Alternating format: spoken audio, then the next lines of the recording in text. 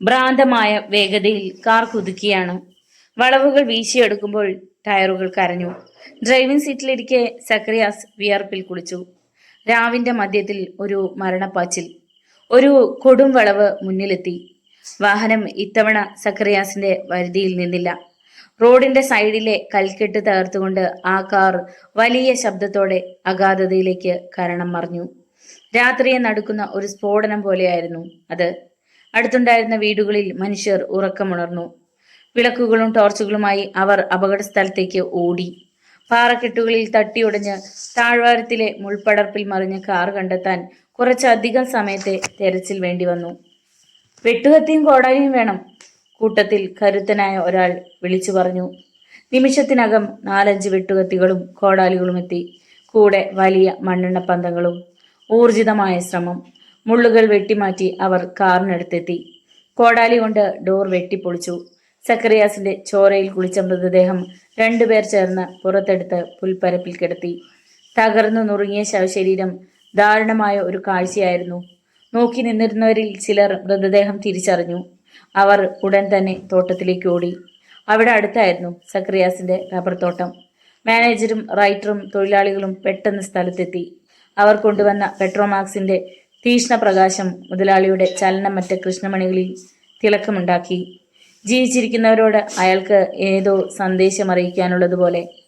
Telephone കോളുകൾ, കാറുകളുടെ പരക്കം പാച്ചിലുകൾ. ഇടത്തലയിലെ ധനിക ഭവനങ്ങളിൽ രാത്രിയിൽ തന്നെ വാർത്തയെത്തി. അടക്കി പിടിച്ച സംസാരവും നെടുവീർപ്പുകളും. നേരം പുലരാറായപ്പോഴാണ് സിസിലിക്കുട്ടിയും ഗേളിയും വിവരമറിഞ്ഞത്. അപ്പോൾ മാത്രമാണ് ബന്ധുക്കൾ അവരോട് വിവരം പറഞ്ഞത്. വെക്കേഷന് വന്ന മകൾ അമ്മയെ കെട്ടിപ്പിടിച്ച് വാവിട്ട് കരഞ്ഞു. എൻ്റെ മോളെ, നമുക്കിനി ആരുണ്ട് മോളെ? സിസിലിക്കുട്ടിയുടെ നെഞ്ചു പൊട്ടിയുള്ള നിലവിളിയിൽ കായലോരം മരവിച്ചു നിന്നു. ഉച്ച തിരിഞ്ഞപ്പോൾ പോസ്റ്റ്മോർട്ടം കഴിഞ്ഞ് ജഡം വില കൂടിയ പെട്ടിയിൽ സ്ഥലത്തെത്തി. കൂട്ടക്കരച്ചിലുയർന്ന വീട്ടിലേക്ക് അന്ത്യദർശനത്തിനായി ആളുകളുടെ പ്രവാഹം. അച്ഛനും സഹായികളും വന്നു. പ്രാർത്ഥനയും ചൊല്ലുകളും. 5 മണിയായി. ശവമഞ്ചം ശ്മശാനത്തിലേക്ക് നീങ്ങി. മരണഗൃഹത്തിലെ വിലാപത്തിൽ അന്തരീക്ഷം ദുഃഖസാന്ദ്രമായി. പള്ളിമണി മുഴങ്ങി. സന്ധ്യയ്ക്ക് മുമ്പ് ശ്മശാനത്തിലെ കുടുംബക്കല്ലറയിൽ സക്രിയാസ് മുതലാളിയുടെ മൃതദേഹം അടക്കപ്പെട്ടു. അയാളുടെ ജനനവും മരണവും പേരും രേഖപ്പെടുത്തിയ മാർബിൾ ഫലകം പകലിന്റെ അവസാനത്തെ വെയിൽനാളങ്ങൾ തട്ടി തിളങ്ങി. രാത്രി. റാന്തൽ വിളക്കിനടുത്തിരുന്ന് ജോസ് കിലുകിലെ വിറച്ചു. മുതലാളിയുടെ പ്രേതം അവന്റെ കൺമുമ്പിൽ നിൽക്കുകയാണ്. അകലെയെങ്ങോ നായ്ക്കൾ ഊരിയിടുന്നു. ചെകുത്താന്റെ നെടുവീർപ്പ് പോലെ പാതിരാക്കാറ്റ് വീശുന്നു. രാപ്പൊള്ളുകളുടെ ചിറകടി വെച്ച കൂമൻ മൂളുന്നു. വെന്റിലേറ്ററുടെ ഒരു നരിച്ചീറ് അകത്തേക്ക് പറന്നു വീണു. അയ്യോ! ജോസ് ഞെട്ടി നിലവിളിച്ചു. റീനയും ഡേസിയും ഒരുപോലെ ഉണർന്നു. എൻ്റെ കർത്താവേ, ഈ ജോസ് ചേട്ടൻ ഇത്തരമൊരു പേടിത്തൊണ്ടനായി പോയല്ലോ. മുതലാളി വണ്ടിയിടിച്ച് ചത്തത് ദൈവശിക്ഷയാ ജോസ് ചേട്ടാ. അതിയന്റെ പ്രേതം ഈ വളപ്പിനകത്ത് കാലുകുത്തുകയില്ല. ജോസ് ചേട്ടൻ പേടിക്കാതെ കിടന്നുറങ്ങും. റീന എഴുന്നേറ്റ് വന്നിട്ട് പറഞ്ഞു. എൻ്റെ കൂടൊന്ന് ഇരിക്കാവോ റീനെ? അവൻ പേടിച്ചരണ്ട ശബ്ദത്തിൽ ചോദിച്ചു. ആ, ഇരിക്കാം. വിളക്കണിച്ച് കട്ടിലേക്ക് കയറി കിടക്ക്. അവൻ വിളക്കണച്ച് കിടന്നു. ഒരമ്മയുടെ സ്നേഹവാത്സല്യങ്ങളോടെ അവൾ അരികിലിരുന്നു. മലയോര പട്ടണത്തിലെ തീരെ ചെറിയ ഒരാശുപത്രി. വേണ്ടത്ര കിടക്കകളില്ല. ജീർണിച്ച കെട്ടിടം. വൃത്തിഹീനമായ പരിസരം. പ്രാഥമിക ആവശ്യങ്ങൾ നടത്തുന്നതിന് പോലും മതിയായ സൗകര്യങ്ങളില്ല. നിയമനം കിട്ടി ഇവിടേക്ക് വന്നത് തൻ്റെ ശനിദശയുടെ തുടക്കമായിട്ട് ഡോക്ടർ രാജീവ് കുമാർ കരുതി. ശപിച്ചുകൊണ്ട് തന്നെ ഡോക്ടർ വാർഡ് പരിശോധന തുടങ്ങി. ഹാളിന്റെ ഇരുണ്ട മൂലയിൽ അറപ്പ് തോന്നിക്കുന്ന ബെഡിൽ ഒരു രോഗി കിടക്കുന്നു. മിക്കവാറും അബോധാവസ്ഥയിലായ അയാൾ ഇടയ്ക്കിടെ മൂളുകയും ഞെരുങ്ങുകയും ചെയ്യുന്നുണ്ട്. മരണലക്ഷണം ആ മുഖത്ത് പ്രകടമായി നിൽക്കുന്നു. ഡോക്ടർ പെട്ടെന്ന് ആ രോഗിയുടെ നാഡീമിടിപ്പ് പരിശോധിച്ചു. കൺപോളകൾ വിടർത്തി കൃഷ്ണമണികളുടെ ചലനം ശ്രദ്ധിച്ചു. കാൽവേലകൾ തൊട്ടുനോക്കി. ഇയാൾ മരിക്കുകയാണ്. ഇയാളുടെ ബന്ധുക്കളെ വിളിക്കൂ. നഴ്സ് രാജമ്മയോട് ഡോക്ടർ പതുക്കെ പറഞ്ഞു. ഈ പേഷ്യന്റിന് ബന്ധുക്കൾ ആരുമില്ല ഡോക്ടർ. 4-5 മാസം മുമ്പ് ആരോ ചിലർ ചേർന്ന് ഇവിടെ കൊണ്ടുവന്നതാണ് ഇയാളെ. വഴിയിൽ ബോധമില്ലാതെ കിടക്കുകയായിരുന്നു എന്നവർ പറഞ്ഞു. തലയിൽ ഒരു വലിയ മുറിവുണ്ടായിരുന്നു. പിന്നെ ദേഹത്ത് ചതവുകളും. അതൊക്കെ ഭേദമായി. പക്ഷേ ബോധം ശരിക്ക് വീണ്ടു കിട്ടിയില്ല. ഇടയ്ക്കിടെ ഉണരും. ഏതാണ്ടൊക്കെ പിറുവിറുക്കും. ഒരക്ഷരം പോലും നമുക്ക് മനസ്സിലാവില്ല. ഇയാളെ ശുശ്രൂഷിച്ച് ഞങ്ങളെല്ലാം അടുത്തു. ചാകുന്നെങ്കിൽ വലിയ ഉപകാരം. തൊല്ല ഒഴിഞ്ഞു കിട്ടുമല്ലോ. നഴ്സ് രാജമ്മ മുഖം ചൊളിച്ച് അകന്നു നിന്നു. ഡോക്ടർ രാജീവ് കുമാർ കുറച്ചൊരു സഹതാപത്തോടെ പേഷ്യന്റിന് നേരെ നോക്കി. അപ്പോൾ പെട്ടെന്ന് രോഗി കണ്ണുകൾ തുറന്ന് ആരെയോ വിളിക്കുന്നത് പോലെ ചുണ്ടുകൾ വിടർത്തി. ആ മുഖചലനവും ശബ്ദവും ഡോക്ടറുടെ ഓർമ്മയിൽ പൊടുന്നനെ ഓളങ്ങൾ ഉയർത്തി. പഴയ സ്നേഹിതന്മാരിൽ ഒരാൾ മനസ്സിൽ നിന്ന് പുഞ്ചിരി തൂകുന്നു. റൂബൽ, മൈ ഡിയർ ഫ്രണ്ട്! പരിസരം മറന്ന് ഡോക്ടർ ഉറക്കെ വിളിച്ചു. എന്താണ് ഡോക്ടർ? നേഴ്സ് ഓടിയെടുത്തു വന്നു. രാജമ്മേ, ഇവൻ എൻ്റെ സ്നേഹിതനാണ്. 5 വർഷം ഞങ്ങൾ ഒരുമിച്ച് കോളേജിൽ പഠിച്ചു. പിന്നെ ഞാൻ മെഡിസിന് പോയി. റൂബിൾ, എനിക്ക് നിന്നെ ഈ നിലയിൽ കാണേണ്ടി വന്നല്ലോ. റൂബിളിന്റെ ക്ഷീണിച്ച കൈത്തണ്ടയിൽ ഡോക്ടർ പതുക്കെ തടവി. നിന്നെ ഞാൻ രക്ഷിക്കുമടാ. 10 കിലോമീറ്ററിനപ്പുറം ഒരു മിഷൻ ഹോസ്പിറ്റലുണ്ട്. ആധുനികമായ എല്ലാവിധ ചികിത്സാ സൗകര്യങ്ങളും ഉള്ളത്. ഡോക്ടർ പെട്ടെന്ന് ലീവിന് എഴുതി കൊടുത്തു. അറ്റൻഡർമാരുടെ സഹായത്തോടെ റൂബിളിനെ എടുത്ത് തൻ്റെ കാറിൽ കിടത്തി നേരെ മിഷൻ ഹോസ്പിറ്റലിലേക്ക് വണ്ടി ഓടിച്ചു.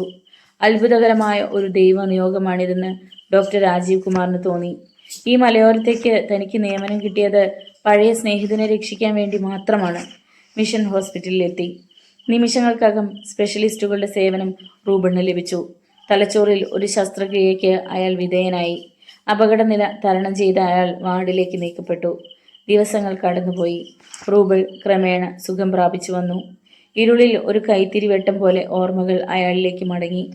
ഇടത്തലയിലെ സ്വന്തം വീടും സഹോദരിമാരും സ്നേഹിതൻ ജെയിംസും കായൽപ്പരപ്പും കടത്തുപോട്ടും എല്ലാം അയാളുടെ മനസ്സിൽ മാറി മാറി തെളിഞ്ഞു. ആശുപത്രിയിൽ കിടന്നുകൊണ്ട് തന്നെ അയാൾ സഹോദരിമാർക്ക് കത്തെഴുതി. പക്ഷേ മേൽവിലാസക്കാരി സ്ഥലത്തില്ലെന്ന് പറഞ്ഞ് ആ കത്തുകൾ മടങ്ങി വന്നു. പിന്നീട് 2 കത്തുകൾ ജെയിംസിന്റെ പേരിൽ അയച്ചു. അവയ്ക്കും മറുപടി കിട്ടിയില്ല. തൻ്റെ നാടിന് എന്തു പറ്റി? തൻ്റെ പ്രിയപ്പെട്ടവരൊക്കെ എവിടെ പോയി മറിഞ്ഞിരിക്കുന്നു? എന്നും ഡ്യൂട്ടി കഴിഞ്ഞാൽ ഉടനെ ഡോക്ടർ രാജീവ് കുമാർ റൂബിളിൻ്റെ അടുത്ത് എത്തുമായിരുന്നു. വീട്ടിലേക്ക് അയച്ച ഒടുവിലത്തെ കത്തും മടങ്ങി വന്ന ദിവസം. രാജീവേ, എനിക്ക് പോകണം. എൻ്റെ സഹോദരിമാർക്ക് എന്ത് സംഭവിച്ചു എന്നറിയാതെ എനിക്കിനി ഉറക്കം വരില്ല, റൂബിൾ പറഞ്ഞു. പഠിപ്പില്ലാത്തവരെ പോലെ നീ ശാഠ്യം പിടിക്കരുത്. ഒരാഴ്ച കൂടി കഴിഞ്ഞാലേ ട്രീറ്റ്മെൻറ്റ് തീർത്ത് നമുക്ക് ഇവിടുന്ന് യാത്ര പറയാൻ നോക്കൂ. എന്നാലും മറ്റൊരു 2 ആഴ്ച ബെഡ് റെസ്റ്റ് വേണം. അതെൻ്റെ വീട്ടിലാകാം. എൻ്റെ അമ്മ പാകപ്പെടുത്തുന്ന ആഹാരം കഴിച്ചാൽ നീ പണ്ടത്തേതിൻ്റെ ഇരട്ടി ആരോഗ്യവാനാകും. ഡോക്ടർ രാജീവ് കുമാർ ചിരിച്ചു. ഉള്ള ആരോഗ്യമൊക്കെ മതി, എനിക്ക് വീട്ടിൽ പോകണം. ഒന്നും മിണ്ടാതിരിക്കട റൂബിളെ. ചാകാറായി കിടന്ന് നിന്നെ എടുത്തുകൊണ്ട് വന്ന് ഇത്രയും ആക്കാമെങ്കിൽ ഇനിയുള്ളത് എനിക്കറിയാം. എന്നെ ഇങ്ങോട്ട് പഠിപ്പിക്കാൻ വരണ്ട. ഞാൻ പറയുന്നത് അങ്ങ് അനുസരിച്ചാൽ മതി. അല്പം ഗൗരവത്തോടെയായിരുന്നു ആ ശാസന. റൂബിളിന് അനുസരിക്കേണ്ടി വന്നു. ഒരാഴ്ച കൂടി കഴിഞ്ഞു. ആശുപത്രിയിൽ നിന്നും റൂബിളിനെ ഡിസ്ചാർജ് ചെയ്തു. അയാളെയും കൂട്ടിക്കൊണ്ട് രാജീവ് കുമാർ സ്വന്തം വീട്ടിലെത്തി. പക്ഷെ അവിടെ 10 ദിവസത്തിലേറെ നിൽക്കാൻ റൂബിളിന് കഴിഞ്ഞില്ല. രാജീവിനോട് 200 രൂപയും വാങ്ങിക്കൊണ്ട് അയാൾ ഇടത്തലയിലേക്ക് വണ്ടി കയറി. വീടെത്താൻ മനസ്സ് തിടുക്കപ്പെടുകയാണ്. ജെയിംസിന് സ്ഥലം മാറ്റം കിട്ടിയിരിക്കും. ജീവിക്കാൻ നിവൃത്തിയില്ലാതെ വന്നപ്പോൾ റീന ചേച്ചിയും ഡെയ്സിയും അയാളുടെ സഹായം തേടി പോയിരിക്കാം. ഡെയ്സിയും അയാളും തമ്മിലുള്ള വിവാഹവും ഒരുപക്ഷെ കഴിഞ്ഞിരിക്കാം. റൂബിളിൻ്റെ ചിന്തകൾ അങ്ങനെയൊക്കെ നീങ്ങി. അന്ന് അവറാച്ച മുതലാളിയോട് ജോലി ചോദിക്കാൻ പോയതാ തെറ്റ്. അതിലും വലിയ തെറ്റായി അയാളുടെ കരണത്തടിച്ചത്. ഒരു ദേഷ്യത്തിന് അങ്ങനെ അങ്ങ് ചെയ്തു പോയി. അതിൻ്റെ ഫലം താൻ ശരിക്കും അനുഭവിച്ചു. തക്ക സമയത്ത് രാജീവ് വന്നു ചേർന്നതുകൊണ്ട് തനിക്ക് ജീവിതം തിരികെ കിട്ടി. ഉച്ചയായപ്പോൾ റൂബിൾ ഇടത്തലയിലെത്തി. ആദ്യം ജെട്ടിയിലേക്കാണ് ചെന്നത്. ജെയിംസ് സ്ഥലത്തില്ല. വിചാരിച്ചതുപോലെ അയാൾ സ്ഥലം മാറിപ്പോയിരിക്കുന്നു. റൂബിൾ അയാളുടെ മേൽവിലാസം വാങ്ങി തിരിച്ചു നടക്കാൻ തുടങ്ങുമ്പോൾ പെട്ടിക്കടക്കാരൻ അനിരുദ്ധൻ വിളിച്ചു. മോനെ റൂബിളെ, ഇങ്ങ് വന്നേ, ഒരു കാര്യം ചോദിക്കട്ടെ. എനിക്ക് കുറച്ച് ധൃതിയുണ്ടല്ലോ അനിരുദ്ധൻ ചേട്ടാ. എന്താ കാര്യം? ഇങ്ങ് വാ മോനെ, ഒത്തിരി നാൾ കൂടിയിട്ട് കാണുന്നതല്ലേ. ഒരു സർബത്ത് കുടിച്ചേച്ചു പോ. റൂബിൾ അടുത്തു ചെന്നു. അനിരുദ്ധൻ വേഗം ഒരു സർബത്ത് എടുത്തു കൊടുത്തു. നീ എവിടെയായിരുന്നു മോനെ ഇത്രയും നാൾ? ഒരു ജോലി അന്വേഷിച്ച് പോയതാ ബോംബെക്ക്. എന്നിട്ട് ജോലി കിട്ടിയോ? ഇല്ല. വീട്ടിൽ പെണ്ണുങ്ങളെ തനിച്ചാക്കിയിട്ട് നീ പോയത് ഒട്ടും ശരിയായില്ല റൂബിളെ. അപ്പനും ആങ്ങളമാരും കൂടെ ഉണ്ടായിട്ട് പോലും ഈ വന്ന കാലത്തെ പെൺപിള്ളേർക്ക് കിടക്ക് പൊറുതിയില്ല. ആ സ്ഥിതിക്ക് ഞങ്ങളുടെ വീട്ടിലെ കാര്യം വല്ലതും അനിരുദ്ധൻ ചേട്ടൻ അറിയാമോ? പറയുമ്പം നീ വിഷമിക്കരുത്. നിന്റെ 2 പെങ്ങന്മാരും വഴിതെറ്റിപ്പോയി മോനെ. അവരിപ്പോൾ ഇവിടെയില്ല. എവിടെയാണ്, ആരുടെ കൂടെയാണ് എന്നൊന്നും ആർക്കും അറിയില്ല. ജെട്ടിയിലെ ജെയിംസ് സാറ് 4-5 ദിവസം അന്വേഷിച്ച് നടന്നു. ഒരു പിടിയും കിട്ടിയില്ല. അതിൻ്റെ മനസ്പ്രയാസത്തിന് ആ കൊച്ചു സ്ഥലം മാറിപ്പോവുകയും ചെയ്തു. കയ്യിൽ കിട്ടിയ സർബത്ത് കുടിക്കാതെ നീക്കി വെച്ചിട്ട് റൂബിൾ അമ്പരന്ന് നിന്നു. അനിരുദ്ധ ചേട്ടൻ വേറെ എന്ത് വേണമെങ്കിലും പറഞ്ഞോളൂ, ഞാൻ വിശ്വസിക്കാം. പക്ഷേ എൻ്റെ സഹോദരിമാർ വഴിപഴിച്ചു പോയെന്ന് മാത്രം പറയരുത്. ഇടത്തലയിലെ ബാക്കി മുഴുവൻ പെണ്ണുങ്ങളും പഴിച്ചു പോയാലും എൻ്റെ റീന ചേച്ചിയും ഡേസിയും ചീത്തയാകില്ല. അവരെ എനിക്കറിയാവുന്നതുപോലെ അനിരുദ്ധൻ ചേട്ടൻ അറിയില്ലല്ലോ. അരിശത്തോടെയാണ് റൂബിൾ സംസാരിച്ചത്. റൂബിളെ, എനിക്ക് നീ സ്വന്തം മകനെ പോലെയാണ്. നിന്റെ അപ്പൻ ലാസറും ഞാനും തമ്മിൽ അത്രയ്ക്ക് കൂട്ടായിരുന്നു. പരദൂഷണം നടത്തി നിന്നെ വിഷമിപ്പിക്കാനൊന്നും എനിക്ക് ചിന്തയില്ല. ഇവിടെ ചില സംഭവങ്ങൾ നടന്നു, അതിൻ്റെ വെളിച്ചത്തിൽ ഞാൻ സംസാരിച്ചതാ. എന്തൊക്കെയാണ് ഇവിടെ നടന്ന സംഭവങ്ങൾ? ആ ഔറാച്ച മുതലാളിയുടെ മകളെ വെട്ടിക്കൊല്ലാൻ ചെന്നു നിന്റെ പെങ്ങൾ റീന. പഴയ പങ്കുകച്ചവടത്തിന്റെ വീതം ചോദിച്ചുകൊണ്ട് ചെന്നതാണെന്നാ ആളുകൾ പറയുന്നത്. എന്തായാലും മുതലാളി ശരയെന്ന് പോലീസിനെ വരുത്തി. അവരവളെ അറസ്റ്റ് ചെയ്തുകൊണ്ട് പോയി ശരിക്ക് തല്ലി എല്ലൊടിച്ചു വിട്ടു. സത്യമാണോ അരുതൻ ചേട്ടാ ഇതൊക്കെ? സത്യമാണോന്ന് ഇവിടെ വേറെ ആരോട് വേണമെങ്കിലും നീ ചോദിച്ചു നോക്ക്. ഇപ്പം കേട്ടതിൻ്റെ 10 ഇരട്ടിയായിട്ടും കേൾക്കാം. ഇത്തരം കാര്യങ്ങൾ ഉള്ളതിലും കുറച്ച് പറയാനേ എനിക്കറിയൂ. നീ ഈ വെള്ളം കുടിക്കേ. എനിക്ക് വേണ്ട. നീ വെറുതെ എന്തിനാ വിഷമിക്കുന്നത്? ജീവിക്കാൻ മാർഗമില്ലാതെ വന്നപ്പം നിന്റെ പെങ്ങന്മാര് പല വഴിയും നോക്കിക്കാണും. ഇഷ്ടപ്പെട്ടവന്മാരുടെ പുറകെ അവർ പോയി. അതിനവരെ കുറ്റം പറഞ്ഞിട്ട് കാര്യമില്ല. എന്തായാലും ആണുങ്ങളായിട്ട് തന്നെ പെണ്ണുങ്ങൾക്ക് ജീവിതം. ഒരാങ്ങളയ്ക്ക് എത്ര നാൾ അവരെ സംരക്ഷിക്കാൻ കഴിയും? അനിരുദ്ധന്റെ ആ ചോദ്യത്തിന് റൂബിൾ ഉത്തരം പറഞ്ഞില്ല. വിയർത്ത മുഖത്തോടെ അയാൾ നടന്നകന്നു. ഉച്ചവെയിലിൽ ഭൂമി ആകെ തിളയ്ക്കുന്നു. കായൽക്കാറ്റ് കൊടുങ്കാറ്റായി മാറുന്നു. ചുട്ടുപഴുത്ത മണൽക്കാടിന് നടുവിലൂടെ താൻ ഏകനായി നടക്കുകയാണെന്ന് റൂബിളിന് തോന്നി. ജെയിംസിന്റെ മേൽവിലാസം എഴുതി വാങ്ങിയ കടലാസ് തുണ്ട് അയാൾ പോക്കറ്റിൽ നിന്നെടുത്തു. ഒരു നിമിഷം അതിലേക്ക് നോക്കിയിട്ട് ചുരുട്ടിക്കൂട്ടി ദൂരെ എറിഞ്ഞു. എതിരെ വന്ന പലരും അയാളെ തറപ്പിച്ചു നോക്കി. ലാസറിന്റെ മകന് നിന്ദയും പുച്ഛവും കലർന്ന ചിരി സമ്മാനിച്ചിട്ട് ചിലർ കടന്നുപോയി. റൂബിൾ പക്ഷേ ഒരുത്തരെയും കണ്ടില്ല. അയാൾക്കു മുമ്പിൽ പ്രപഞ്ചം ശൂന്യമായിരുന്നു. കടൽ നടുവിൽ സഹയാത്രികരെ നഷ്ടപ്പെട്ട ദുഃഖിതനായ സഞ്ചാരിയായിരുന്നു അയാൾ. അപ്പോൾ പിന്നിൽ നിന്ന് ഒരാൾ റൂബിളുടെ തോളിൽ കൈവച്ചു. അയാൾ പെട്ടെന്ന് ചിന്തകളിൽ നിന്നും ഞെട്ടി ഉണർന്നു. ചായക്കടക്കാരൻ കുഞ്ചെറിയാൻ. റൂബിൾ പരിചയഭാവത്തിൽ ഒന്ന് ചിരിച്ചു. എത്ര നേരമായി ഞാൻ നിന്നെ വിളിക്കുന്നു, നിനക്ക് ചെവിയും കേൾക്കാതായോ? വന്നേ, ഒരു കാലി ചായ കുടിച്ചേച്ച് പോകാം. കുഞ്ചെറിയാൻ റൂബിളുടെ കൈക്ക് പിടിച്ച് ചായക്കടയിലേക്ക് കയറി. കടുപ്പത്തിൽ ഒരു ചായ എടുത്ത് മേശപ്പുറത്ത് വെച്ചു. പിന്നെ ഉത്സാഹത്തോടെ ചോദിച്ചു, നീ അറിഞ്ഞോ, നിങ്ങളുടെ റീനയും ഡെയ്സിയും ആരാണ്ട് കൂടെ ഒളിച്ചോടി? റൂബിൾ ഒന്നും മിണ്ടിയില്ല. സക്രിയാസ് മുതലാളി വണ്ടി മറിഞ്ഞ് ചത്തു. അല്ലായിരുന്നെങ്കിൽ മുതലാളിയുടെ സഹായം വല്ലതും കിട്ടിയാനേ അവർക്ക്. ഒരു ഗതിയില്ലായിട്ടായിരിക്കും അവർ പോയത്.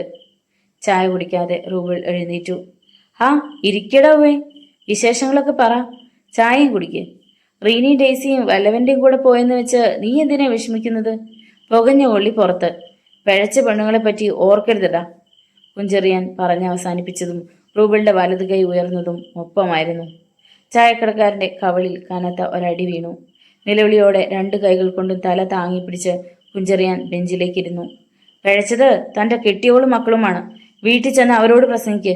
എൻ്റെ പെങ്ങന്മാരെ കുറിച്ച് അനാവശ്യം പറഞ്ഞാൽ തൻ്റെ നാക്ക് ഞാൻ ഊരിയെടുക്കും, ഓർത്തോണം.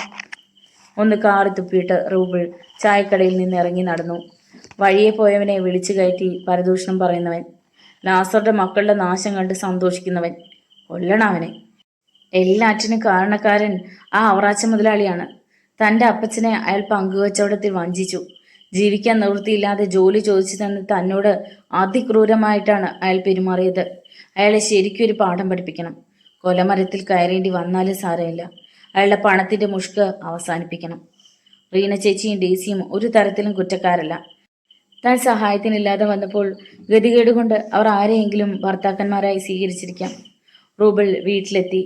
മഴയും കാറ്റുമേറ്റ് നിലം പൊത്താറായി നിൽക്കുന്ന ആ കൊച്ചുകുടിലിന് നേർക്ക് ഹൃദയം പൊട്ടുന്ന സങ്കടത്തോടെ അയാൾ നോക്കി. നിറയുന്ന കണ്ണുകളോടെ അയാൾ ആ വീടിന്റെ തിണ്ണയിലേക്ക് കയറി. നീ എവിടെ തണ്ടി നടക്കുകയായിരുന്നടാ എന്ന് ചോദിച്ച് ദേഷ്യത്തോടെ റീന ചേച്ചി ഓടി വന്നിരുന്നെങ്കിൽ. റൂബിളച്ചായ എന്ന് വിളിച്ച് തൻ്റെ കുഞ്ഞു പെങ്ങൾ സ്നേഹം ചൊരിഞ്ഞെങ്കിൽ അയാൾ ആശിച്ചു. പൊളിഞ്ഞ ഓലമറയിൽ ചാരി നിന്ന് കൊച്ചുകുട്ടികളെപ്പോലെ അവൻ തേങ്ങി. സമയം 4 മണി. ഔറാച്ചൻ മുതലാളിയുടെ മുറ്റത്ത് നിരവധി കാറുകൾ, അംബാസഡറും ഫിയറ്റും പ്രീമിയർ പത്മിനിയും ബെൻസും ടൊയോട്ടയും മാരുതിയും ഒക്കെ തലങ്ങും വിലങ്ങും കിടക്കുന്നു. അവയുടെ ഉടമസ്ഥർ ഔറാച്ചൻ്റെ സ്വകാര്യ മുറിയിലിരുന്ന് ദീർഘമായ ചർച്ചകൾ നടത്തുന്നു. അടുത്തു വരുന്ന തെരഞ്ഞെടുപ്പിൽ പാർട്ടി നേതൃത്വം കൈക്കൊള്ളാൻ തീരുമാനിച്ചിട്ടുള്ള കർമ്മ പരിപാടികളെക്കുറിച്ച് അവർ മുതലാളിക്ക് വിശദമാക്കി കൊടുക്കുകയാണ്. ഒരിക്കൽ രാഷ്ട്രീയത്തിലിറങ്ങി തോറ്റു പിൻവാങ്ങിയവനാണ് അവറാച്ച മുതലാളി. കോടീശ്വരനായപ്പോൾ വീണ്ടും ജനങ്ങളെ സേവിക്കണമെന്ന് മുതലാളിക്ക് വെളിപാടുണ്ടായി. അതിൻ്റെ പേരിൽ മുതലാളി പറഞ്ഞു, ഞാൻ തെരഞ്ഞെടുപ്പിന് നിൽക്കാം. കൂടാതെ ഇലക്ഷൻ ഫണ്ടിലേക്ക് നിങ്ങൾ ആവശ്യപ്പെടുന്ന തുക സംഭാവനയും ചെയ്യാം. പക്ഷെ ഒരു കാര്യം, ജയിച്ചാൽ എന്നെ നിങ്ങൾ മന്ത്രിയാക്കണം. രാഷ്ട്രീയം കളിച്ച് പണ്ട് ഞാൻ കുറേ കാശ് കളഞ്ഞതാ. ഇനി അതും അതിൻ്റെ പലിശയും ഒന്ന് തിരിച്ചു പിടിക്കണമെന്നുണ്ട്. എന്താ, സമ്മതമാണോ? പാർട്ടി ട്രഷറർ CI നായരോടായിരുന്നു അവറാച്ചൻ്റെ ചോദ്യം. സമ്മതമാണോന്ന്? നമ്മുടെ പാർട്ടിക്ക് ഭരണം കിട്ടിയാൽ ഒരു മന്ത്രി കസേര അവറാച്ചനുണ്ട്, തീർച്ച. CS നായർ ഉഗ്രനൊരു ചിരി ചിരിച്ചു. പണം കൊണ്ടെറിഞ്ഞാൽ ഭരണം കിട്ടും. മിസ്റ്റർ നായർക്ക് അതിലെന്താണ് ഇത്ര സംശയം? നമ്മുടെ മുല്ലപ്പൂ ചിഹ്നത്തിൽ തെരഞ്ഞെടുപ്പിന് നിൽക്കുന്ന എല്ലാ സ്ഥാനാർത്ഥികളെയും പണമെറിഞ്ഞ് ജയിപ്പിച്ചെടുക്കണം. മുൻകരുതൽ എന്ന നിലയിൽ സ്വതന്ത്രന്മാർക്ക് അഡ്വാൻസും കൊടുക്കണം. പാർട്ടി ചെയർമാൻ ലോഹിതാക്ഷന്റെ വാക്കുകൾ. അവറാച്ചൻ്റെ മുതലാളിയുടെ മുഖം മുല്ലപ്പൂ പോലെ വിടർന്നു. മണിക്കൂറുകൾ നീണ്ടുനിന്ന ചർച്ച അവസാനിച്ചു. സമാപന സൂചനയായി സോഡാ കുപ്പികൾ ശബ്ദിച്ചു. ചില്ലു ഗ്ലാസുകളിലെ വിസ്കിയിലേക്ക് സോഡാവെള്ളം നുരഞ്ഞിറങ്ങി. സമത്വസുന്ദരവും ഐശ്വര്യപൂർണവുമായ ക്ഷേമരാഷ്ട്രത്തിനു വേണ്ടി നേതാക്കന്മാർ മദ്യപിച്ചു. ഉലത്തിറച്ചിയും ചള്ളാസും തിന്നുകൊണ്ട് അവർ പാവപ്പെട്ടവന്റെ ദാരിദ്ര്യത്തെപ്പറ്റി സംസാരിച്ചു. പാർട്ടി അവസാനിച്ചപ്പോൾ നേരം പാതിരാത്രിയായി. അതിഥികളും മുതലാളിയും വേലക്കാരും ഒരുപോലെ ലഹരിയിൽ കുഴഞ്ഞു. ജീവനിൽ കൊതിയുള്ളതുകൊണ്ട് ഡ്രൈവർമാർക്ക് മാത്രം സുബോധം നിലനിന്നു. അവസാനം യാത്ര പറച്ചിലിന്റെ ബഹളം. റിവേഴ്സ് എടുക്കുകയും തിരിക്കുകയും ചെയ്യുന്ന കാറുകളുടെ ഇരമ്പം. ഈ സമയം റൂബൽ ആരുടെയും ശ്രദ്ധയിൽപ്പെടാതെ ബംഗ്ലാവിനുള്ളിൽ കടന്നു. ഉൾമുറികളിലൂടെ അയാൾ പാത്തും പതുങ്ങിയും സ്റ്റോർ റൂമിലെത്തി. അവിടെ അലമാരയുടെ പിന്നിൽ അയാൾ ശ്വാസമടക്കി പിടിച്ച് പതുങ്ങി നിന്നു. നേതാക്കളെല്ലാം പിരിഞ്ഞു. അവറാച്ച മുതലാളിയും വേലക്കാരും തനിച്ചായി. ഗ്രേസമ്മയും റസീനയും അമ്മ വീട്ടിൽ പോയിരിക്കുകയാണ്. മെഡിസിന് പഠിക്കുന്ന ജോയി വെക്കേഷന് വന്നപ്പോൾ അമ്മയെയും സഹോദരിയെയും കൂട്ടിക്കൊണ്ടുപോവുകയായിരുന്നു. എടാ പാപ്പി, നീ പോയി കിടന്നു, മുതലാളി കുഴഞ്ഞ ശബ്ദത്തിൽ പറഞ്ഞു. ബംഗ്ലാവിനുള്ളിൽ ഉറങ്ങാൻ അനുവാദമുള്ള ഏക വേലക്കാരനാണ് പാപ്പി. മറ്റുള്ളവരൊക്കെ വെളിയിൽ കിടക്കണമെന്നാണ് കർശന നിയമം. അടുക്കള മൂലയിൽ പാപ്പി തൻ്റെ തഴപ്പായ വിരിച്ചു. പിന്നെ പുറംവാതിലുകളെല്ലാം അടച്ചു. ലൈറ്റുകളും കെടുത്തി കടന്നു. എച്ചിൽ പാത്രങ്ങൾ കഴുകി കൈമരവിച്ച ആ പാവം വേലക്കാരൻ മിച്ചം കിട്ടിയ വിസ്കിയുടെ ലഹരിയിൽ ഉറക്കത്തിലാണ്ടു. അപ്പോൾ സ്റ്റോർ റൂമിലെ അലമാരയ്ക്ക് പിന്നിൽ പതുങ്ങി നിന്നിരുന്ന റൂബൽ മെല്ലെ പുറത്തിറങ്ങി. തപ്പിത്തടഞ്ഞ് അയാൾ അവറാച്ച മുതലാളിയുടെ മുറിയുടെ നേർക്ക് നടന്നു. മുതലാളിയുടെ മുറിയിൽ വെളിച്ചമുണ്ട്. തെരഞ്ഞെടുപ്പിൽ കിട്ടാവുന്ന ഭൂരിപക്ഷത്തിന്റെ കണക്ക് കൂട്ടി കണ്ണു കഴിച്ചിരിക്കുകയായിരുന്നു ആ രാഷ്ട്രീയക്കാരൻ. പതുക്കെ വാതിലിൽ തട്ടുന്ന ശബ്ദം. വേലക്കാരനായിരിക്കുമെന്ന് കരുതി ചീത്ത വിളിച്ചുകൊണ്ട് മുതലാളി വാതിൽ തുറന്നു.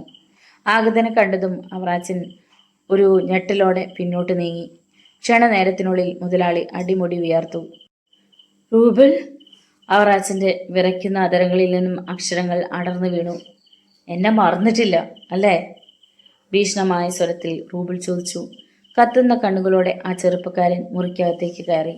നീ നീ സംസാരിക്കാൻ വാക്കുകൾ കിട്ടാതെ മുതലാളി പതറി.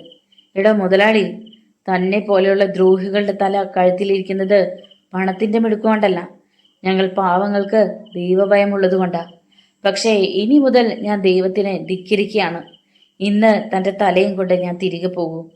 ഒരു സിംഹത്തിൻ്റെ കരത്തോടെ റൂബിൾ മുമ്പോട്ടെടുത്തു. നിമിഷ വേഗത്തിൽ അവറാച്ച മുതലാളി സേഫ് തുറന്നു. എങ്കിലും റിവോൾവറിൽ കൈ തൊടാൻ മുതലാളിക്ക് കഴിഞ്ഞില്ല. അതിനു മുമ്പേ റൂബിളിന്റെ ചവിട്ടേറ്റ് അലക്ഷപ്രഭു ഒരു വശത്തേക്ക് വേച്ചുപോയി. മദ്യലഹരിയിൽ കാലുകൾക്ക് ശക്തി ക്ഷയിച്ച അയാൾ തറയിലേക്ക് മലർന്നു വീണു. എടാ പാപ്പി!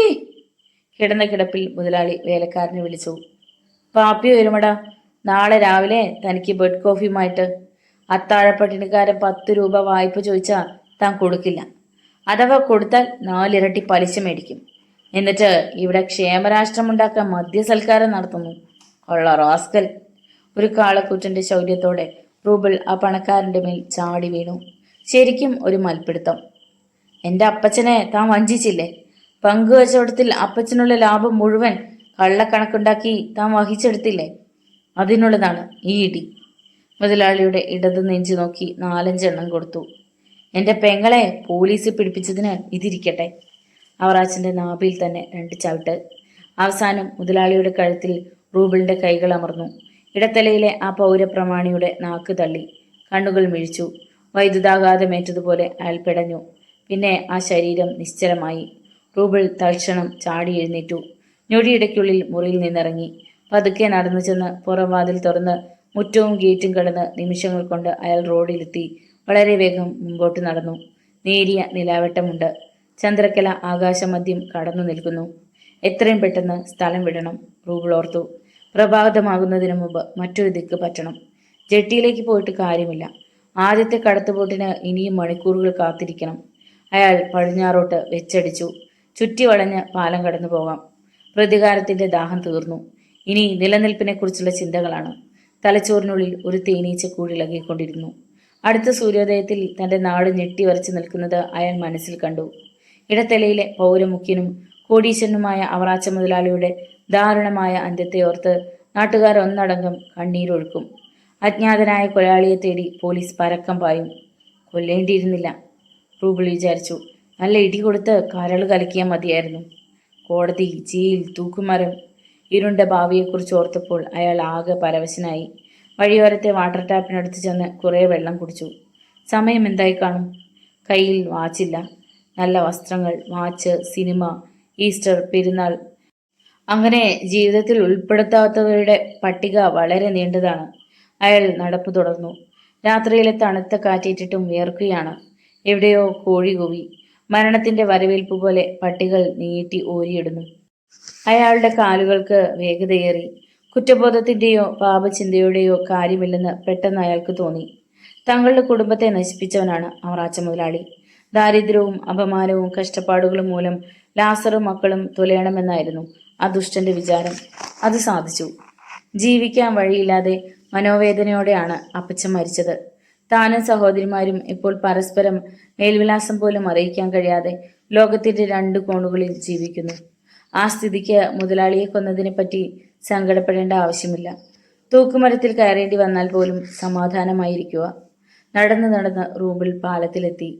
കൈവരിയിൽ പിടിച്ച് താഴെ ഇളകുന്ന കായൽ പരപ്പിലേക്ക് നോക്കി അയാൾ ഒരു നിമിഷം നിന്നു. തന്റെ അപ്പച്ചന്റെ ജീവൻ വിഴുങ്ങിയ കായൽ. അപ്പോൾ ഒരു ജീപ്പ് ചീറി വന്ന് അയാൾക്കരികെ ബ്രേക്കിട്ടു. ജീപ്പിനുള്ളിൽ ഇരുന്ന പോലീസുകാരെ കണ്ടതും ശബ്ദിക്കാൻ കഴിയാതെ റൂബിൾ സ്തംഭിച്ചു നിന്നു. കായലിൽ ചാടി ചാകാനാണോടാ പാതിരാത്രിക്ക് ഇവിടെ വന്ന് നിൽക്കുന്നത്?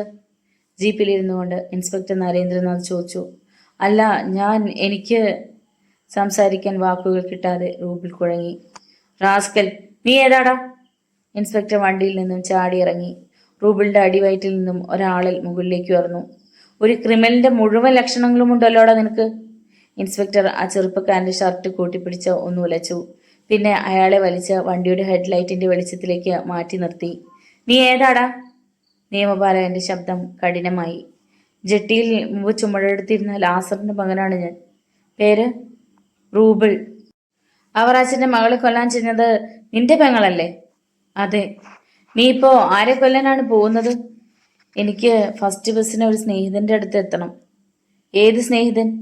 Doctor Rajeev Kumar. Bloody rascal, കള്ളം പറയരുത് എന്നോട്. കള്ളമല്ല സർ, വിമലാലയം ഉദിമന്നൂർ എന്നാണ് ഡോക്ടർ രാജീവ് കുമാറിന്റെ വിലാസം. അയാൾ ജോലി ചെയ്യുന്നത് കിഴക്ക് പന്നപ്പാറ ഗവൺമെന്റ് ഹോസ്പിറ്റലിൽ. എന്തിനാണ് ഫസ്റ്റ് ബസ്സിന് പോണത്? നേരം വെളുത്തിട്ട് പോയാൽ പോരെ? താമസിച്ചു ചെന്ന ഡോക്ടർ ജോലി സ്ഥലത്തേക്ക് പുറപ്പെട്ടിരിക്കും. തമ്മിൽ കാണാനൊക്കില്ല. നിനക്ക് എന്താണ് ജോലി? ഞാനൊരു തൊഴിൽരഹിതനാ. BA വരെ പഠിച്ചു. നീ സൂക്ഷിച്ചോണം. നിന്റെ സഹോദരിമാരെ കുറിച്ച് വളരെ മോശപ്പെട്ട റിപ്പോർട്ടുകളാണ് എനിക്ക് കിട്ടിയിട്ടുള്ളത്.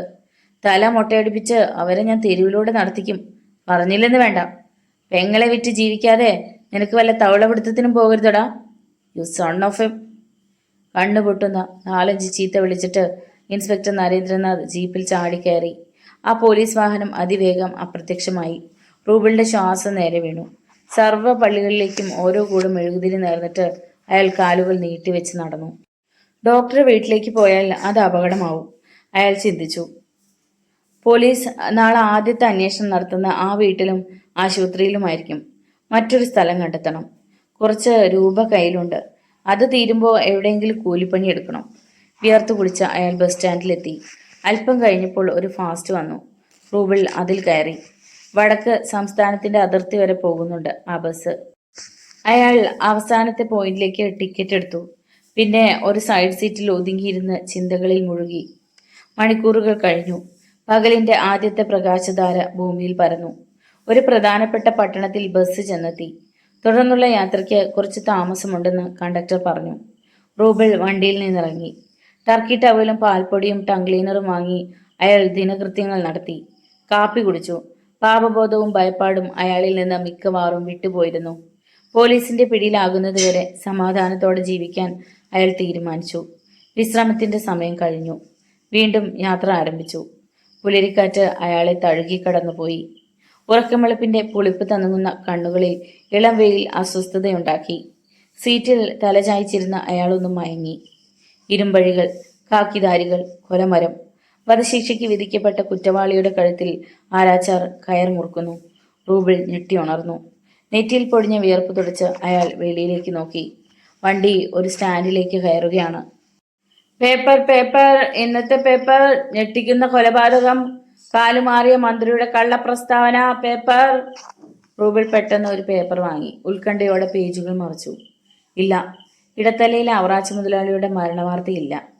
കൊല്ലപ്പെട്ടത് കോയമ്പത്തൂരിലെ ഹോട്ടൽ തൊഴിലാളിയാണ്. നാളത്തെ പത്രത്തിൽ കാണും. നാളെയും ഒരു പത്രം വാങ്ങി നോക്കണം.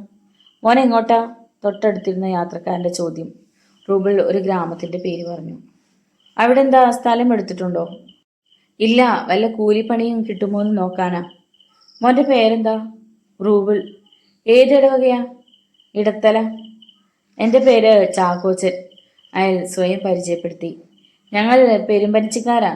വടക്ക് ഞങ്ങൾക്ക് കുറച്ച് സ്ഥലം എടുത്തിട്ടുണ്ട്. ആദ്യം 5 ഏക്കർ ഉണ്ടായിരുന്നു. വിറ്റ് വിറ്റ് ഇനി 3 ഏക്കറേ ഉള്ളൂ. കാട്ടിൽ സ്ഥലമെടുത്താലും വിജയിക്കാൻ കൈക്കാശ് വേണം. പിന്നെ പണിയെടുക്കാൻ കൊള്ളാവുന്ന ആമ്പിള്ളേരും ഉണ്ടായിരിക്കണം. എനിക്ക് ആകെ 2 പെൺപിള്ളേരെയാണ് ദൈവം തന്നത്. ഈടെയാണോ ചാക്കോച്ചേട്ടൻ സ്ഥലമെടുത്തത്? റൂബിൾ ചോദിച്ചു. അല്ല, സ്ഥലം വാങ്ങിയിട്ട് കൊല്ലം 6-7 ആണ്ടിലൊരിക്കൽ ഞങ്ങൾ നാട്ടിൽ പോകും. പാറേപ്പള്ളി പെരുന്നാളിന്. ഇത്തവണയും അതിന് പോയിട്ട് വരുക. റൂബിളിന് വീട്ടിൽ ആരൊക്കെയുണ്ട്? എൻ്റെ അപ്പനും അമ്മയും മരിച്ചു. ഒരു തരത്തിൽ പറഞ്ഞാൽ ഞാനിപ്പോൾ അനാഥനാ. വീടുമില്ല, തൊഴിലുമില്ല. പഠിത്തമില്ലായിരിക്കും അല്ലേ? അതുണ്ട്. BA. അസാധുവാക്കാതെ വോട്ട് ചെയ്യാം. ഇന്നത്തെ കാലത്ത് വിദ്യാഭ്യാസം കൊണ്ട് അതേ ഉള്ളൂ ഗുണം. വലിയ കഷ്ടപ്പാടായിരിക്കും എൻ്റെ കൂടെയുള്ള ജീവിതം. എന്നാലും ഞാൻ വിളിക്കുക. മോന് മനസ്സുണ്ടെങ്കിൽ പോരെ. 365 നാളും ഞങ്ങളുടെ നാട്ടിൽ പണി കിട്ടും. ഉച്ചപ്പണിയാണെന്നേ ഉള്ളൂ. ഒറ്റത്തടിക്കാരന് ജീവിക്കാൻ അത് ധാരാളമാണ്. റൂബിളിന് അത് കേട്ടപ്പോൾ സ്വർഗം കിട്ടിയ വാശിയായിരുന്നു. ഞാൻ വരാൻ ചാക്കോച്ചേട്ടാ. എല്ല് മുറിയെ പണിയെടുത്താലും വേണ്ടില്ല, എനിക്കൊന്ന് ജീവിക്കണം. ഭയങ്കര കാടാണ് അവിടം. 10 ദിവസം കഴിയുമ്പോൾ മടുത്ത് പിരിയരുത്. ഒരു പള്ളിയില്ല, പള്ളിക്കൂടമില്ല. ആശുപത്രിയാണെങ്കിൽ 20 മൈൽ അകലെ. പിന്നെ എങ്ങനെ അങ്ങനെയുള്ള പട്ടിക്കാട്ടി താമസിക്കുന്നതെന്ന് ചോദിച്ചാൽ അവിടെ ആർക്കും വയറ് വിശക്കില്ല. പിന്നെ പശുക്കറവുമുണ്ട്. പാല് കുടിച്ച് മടുക്കും. ഒരു തുടം പോലും വിറ്റ് കാശാക്കാനൊക്കില്ലെന്ന് മാത്രം. ആര് മേടിക്കാനാ? എല്ലാവർക്കുമുണ്ട് പശുക്കൾ. ഭാര്യയും മക്കളെയും അവിടെ ആക്കിയിട്ട് ചാക്കോച്ചേട്ടൻ തനിച്ചാണോ പെരുന്നാൾ കൂടാൻ പോയത്? അല്ല, അവരൊക്കെ ഈ വണ്ടിയിലുണ്ട്. ദാ ആ 3-ാമത്തെ സീറ്റിലിരിക്കുന്നതാ. ചാക്കോച്ചൻ പിന്നിലേക്ക് തിരിഞ്ഞ് ചൂണ്ടിക്കാണിച്ചു. റൂബിൾ കണ്ടു. കുലീനതയും ഐശ്വര്യവും തികഞ്ഞ ഒരു മധ്യവയസ്കയും ചെറുപ്പക്കാരികളായ 2 യുവതികളും. ഏതാണ് മൂത്തവൾ, ഏതാണ് ഇളവൾ എന്ന് തിരിച്ചറിയാൻ പ്രയാസം. അന്നമ്മേന്നാണ് എൻ്റെ പെൺപിള്ളയുടെ പേര്. മക്കൾ ആൻസിയും ലിൻഷിയും. ആൻസിയാണ് മൂത്തവൾ. റൂബിളിന്റെ ചിന്താഗതി മനസ്സിലാക്കിയതുപോലെ ചാക്കോച്ചേട്ടൻ പറഞ്ഞു. തുടർന്ന് അവർ ധാരാളം സംസാരിച്ചു. നേരം ഉച്ചയോടടുത്തു. മലനിരകളും കൃഷിയിടങ്ങളും അകലെ കണ്ടു തുടങ്ങി. ഒരു ചെറിയ പട്ടണത്തിൽ ബസ് നിന്നു. ഇതാണ് കാക്കാപ്പാടി. നമുക്ക് ഇവിടെ ഇറങ്ങണം. ചാക്കോച്ചേട്ടൻ എഴുന്നേറ്റു. ലുട്ടിലൊടുക്ക് സാധനങ്ങൾ അടങ്ങിയ ഒരു ചെറിയ ചാക്കുകെട്ട് സീറ്റിനടിയിൽ നിന്നും വലിച്ചെടുത്തു. ഞാൻ പിടിക്കാം, റൂബിൾ പറഞ്ഞു. അതൊന്നും വേണ്ട മോനെ. BA വരെ പഠിച്ച മോന് ചുമടെടുത്ത് ശീലം കാണില്ല. ഇടത്തലയിലെ ബോട്ട് ജെട്ടിയും ചുമടെടുക്കുന്ന അപ്പച്ചനും ഒരു നിമിഷം റൂബിളിന്റെ മനസ്സിലെത്തി. അയാൾ ആ ചാക്കുകെട്ട് പിടിച്ച് മേടിച്ച് ബസ്സിൽ നിന്നിറങ്ങി. അത് കൊള്ളാമല്ലോ. ചാക്കോച്ചേട്ടൻ വാത്സല്യപൂർവ്വം ചിരിച്ചു. ഭാര്യയെയും പെമൾകളെയും വിളിച്ച് അയാളും റൂബിളിന്റെ പിന്നാലെ എത്തി. നമുക്ക് എന്തെങ്കിലും കഴിക്കണ്ടേ മനുഷ്യനെ? അന്നമ്മച്ചേടത്തി ചോദിച്ചു. കഴിക്കണം. റൂബിളിനെ വിളിക്കാം. ഏത് റൂബിൾ? ആ സ്ത്രീക്ക് വിസ്മയം. നമ്മുടെ ചാക്കുകെട്ട് എടുത്ത് വെച്ചിട്ട് നിൽക്കുന്ന ആ കൊച്ചനെ നീ കണ്ടില്ലേ? കണ്ടു. പക്ഷെ അയാളെ എന്തിനാ ഉണ്ണാൻ വിളിക്കുന്നത്? ഏതോ യാത്രക്കാരൻ സന്മനസ് തോന്നി ഭർത്താവിനെ സഹായിച്ചതാണെന്നേ അന്നമ്മച്ചേർത്തി വിചാരിച്ചുള്ളൂ. എടി, അവനൊരു നല്ല ചെറുപ്പക്കാരനാ. ഇടത്തലയില വീട്. തള്ളിയില്ല തന്തയില്ല. വല്ല കൂലിപ്പണി കിട്ടുമെന്ന് ചോദിച്ചു. ഞാൻ പറഞ്ഞു എൻ്റെ കൂടെ പോരെ. ഹാ, നിങ്ങൾക്ക് ഇത്ര ബോധമില്ലാതെയാവും പോയല്ലോ മനുഷ്യനെ. കെട്ടുപ്രായമായ 2 പെൺപിള്ളേരുള്ള വീട്ടിലേക്ക് എങ്ങാണ്ട് കിടന്ന ഒരുത്തനെ വിളിച്ച് താമസിപ്പിക്കാൻ നിങ്ങൾക്ക് എന്താ ഭ്രാന്തുണ്ടോ? അതും വെളുത്ത് ചുമന്ന ഒരു ചെറുപ്പക്കാരൻ. പുറമേയുള്ളവന്മാരുടെ ശല്യം പോരാഞ്ഞിട്ടാണോ വീട്ടിൽ തന്നെ ഒരുത്തനെ വാഴിക്കാമെന്ന് നിങ്ങൾ തീരുമാനിച്ചത്? പൊതുസ്ഥലമായി പോയി. അല്ലെങ്കിൽ ഭർത്താവിൻ്റെ മുഖമടച്ച് ഒരു ആട്ടു കൊടുക്കാനുള്ള അരിശമുണ്ടായിരുന്നു അന്നമ്മച്ചേർത്തിക്ക്. വേണ്ട അപ്പച്ച, വഴിയെ പോണ വയ്യാവേലി വലിച്ച് തലയിൽ വെക്കണ്ട. ആൻസിയും അമ്മയുടെ പക്ഷത്തായിരുന്നു. ലിൻഷി മാത്രം ഒന്നും മിണ്ടിയില്ല. ഇടയ്ക്കിടെ കണ്ണിട്ട് അവൾ റൂബലിനെ നോക്കുന്നുണ്ടായിരുന്നു. സുമുഖനായ ആ യുവാവിനെ എന്തുകൊണ്ടോ തെറ്റിദ്ധരിക്കാനും വെറുക്കാനും അവൾക്ക് കഴിഞ്ഞില്ല. അപ്പനും അമ്മയും മക്കളും എന്തെങ്കിലും സംസാരിച്ചു കൊള്ളട്ടെ എന്ന് കരുതി റൂബിൾ കുറച്ചു മാറിയാണ് നിന്നിരുന്നത്. ചാക്കോച്ചേട്ടൻ ഒരവസാന ശ്രമമെന്ന നിലയിൽ റൂബിളിന്റെ യോഗ്യതകൾ വർണ്ണിക്കാൻ തുടങ്ങി. എടി, അവൻ 1-ാം തരം കുടുംബത്തിൽ പിറന്നതാ. BA വരെ പഠിച്ചിട്ടുണ്ട്.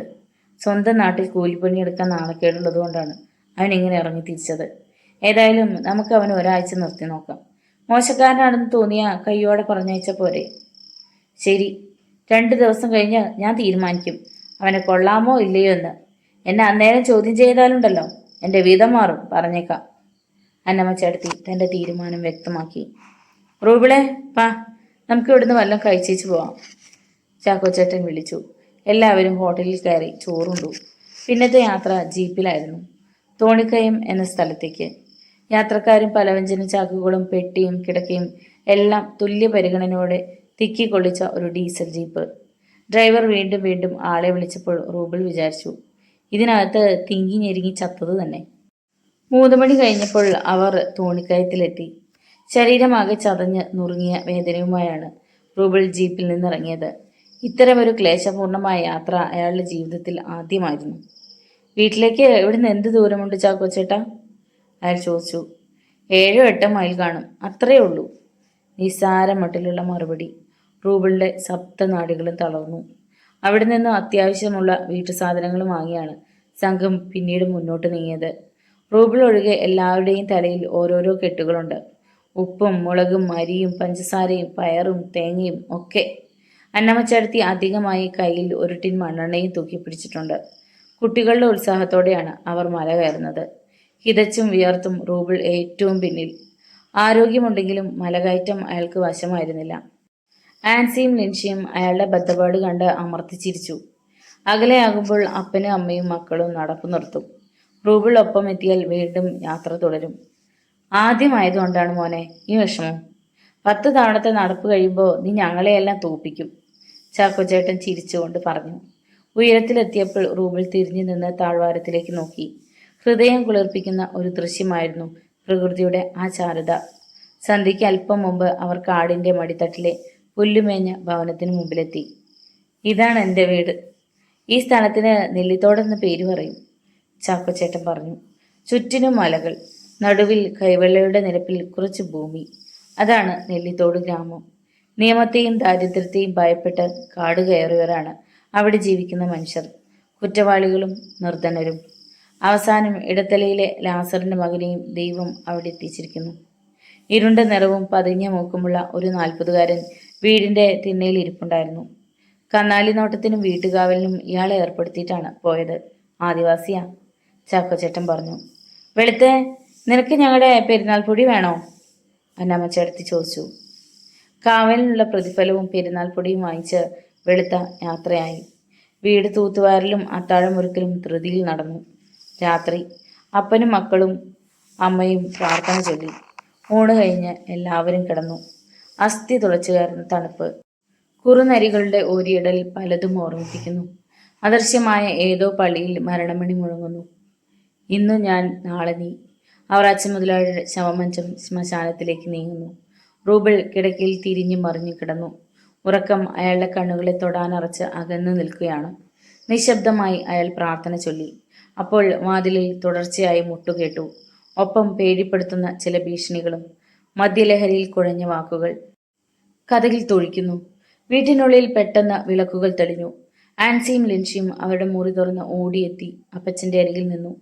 ചാക്കോച്ചേട്ടനും അന്നമ്മച്ചേട്ടത്തിയും പെൺമക്കളും ഞെട്ടി വരച്ചു നിൽക്കുന്നത് കണ്ട് റൂബൽ അമ്പരന്നു.